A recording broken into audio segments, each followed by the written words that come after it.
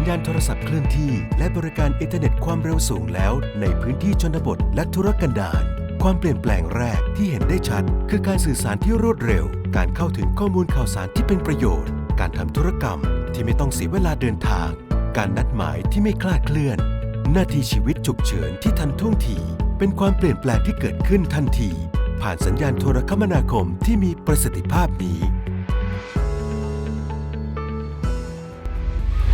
ประชาชนในพื้นที่ที่สำนักงานกสทช.ให้บริการอินเทอร์เน็ตความเร็วสูงอยู่เนี่ยเวลาที่ประชาชนจะมาขอใช้บริการอินเทอร์เน็ตความเร็วสูงของสำนักงานกสทช.วิธีการมี2วิธีครับวิธีที่1คือการลงทะเบียนการลงทะเบียนต้องใช้บัตรประชาชนของประชาชนเองประกอบด้วยเลข13หลัก2ชื่อนามสกุล3วันเดือนปีเกิดและ4คือเลเซอร์ ID หลังบัตรประชาชนการลงทะเบียนเมื่อเราลงทะเบียนเสร็จเรียบร้อยแล้วระบบจะให้เรากำหนดตัวพาสเวิร์ดเองการที่เราจะมาใช้งานตัว Wi-Fi หลังจากที่เราได้ลงทะเบียนแล้วก็คือเราใช้เลข13หลักเป็น User แล้วใช้พาสเวิร์ดที่เรากำหนดเองมาในการใช้งานในหมู่บ้านของเราเนี่ยถ้ามีบริการอินเทอร์เน็ตความเร็วสูงอยู่เราก็เข้าไปที่จุดที่ให้บริการอินเทอร์เน็ตความเร็วสูงของสำนักงานกสทช.โดยเราใช้รหัสผ่านที่เราได้ทำการลงทะเบียนแล้วเพื่อที่จะเข้าใช้งานได้ครับโดยการใช้งานเนี่ยก็สามารถใช้งานได้ทุกที่นะครับที่มีเสาสัญญาณอินเทอร์เน็ตของสำนักงานกสทช.แต่การติดต่อสื่อสารผ่านสัญญาณอินเทอร์เน็ตความเร็วสูงยังมีประโยชน์อีกมากมายเพื่อเป็นช่องทางไปยังตลาดออนไลน์ที่สามารถสร้างรายได้สร้างอาชีพไม่ว่าจะอยู่ส่วนไหนของโลกเชื่อมข้อมูลข่าวสารระหว่างภาครัฐถึงประชาชน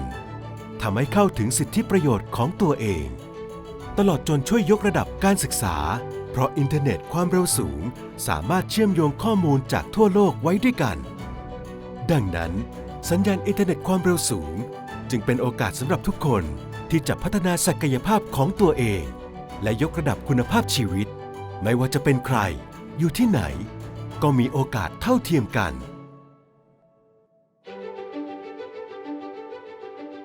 ดีใจ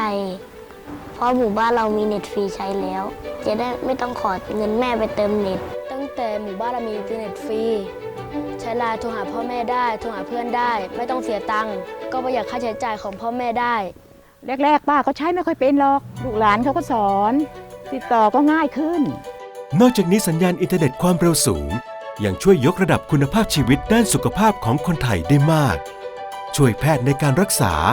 เพิ่มประสิทธิภาพโรงพยาบาลขนาดเล็กประชาชนเข้าถึงโอกาสทางด้านการสาธารณสุขเพิ่มคุณภาพชีวิตด้านสุขภาพให้ประชาชนในทุกหมู่บ้าน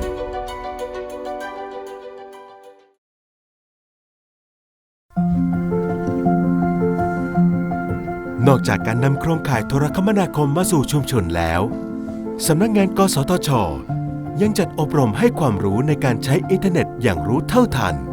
และรู้จักใช้ประโยชน์จากอินเทอร์เน็ตเพื่อเพิ่มศักยภาพการใช้งานให้กับประชาชนในชุมชนซึ่งหากประชาชนเข้าใจและรู้จักวิธีการใช้อินเทอร์เน็ตเป็นเครื่องมือเพื่อเพิ่มศักยภาพให้กับตัวเองก็จะเป็นการช่วยเพิ่มศักยภาพทางเศรษฐกิจและสังคมในภาพรวมของประเทศได้อีกทางหนึ่งวันนี้หลายพื้นที่มีรอยยิ้มมีคุณภาพชีวิตที่ดีจากบริการอินเทอร์เน็ตความเร็วสูงในพื้นที่ชนบทและทุรกันดารสำนักงานกสทช.ยังคงมุ่งมั่นในการกำกับดูแลการให้บริการและเพิ่มศักยภาพการเรียนรู้ผ่านอินเทอร์เน็ตความเร็วสูงโดยมีศูนย์อินเทอร์เน็ตชุมชนหรือศูนย์ยูโซเน็ตเป็นศูนย์กลางของแหล่งเรียนรู้ให้กับประชาชนได้ก้าวไปข้างหน้ากับโลกเทคโนโลยีครอบคลุมทั่วถึงทัดเทียมทั่วไทย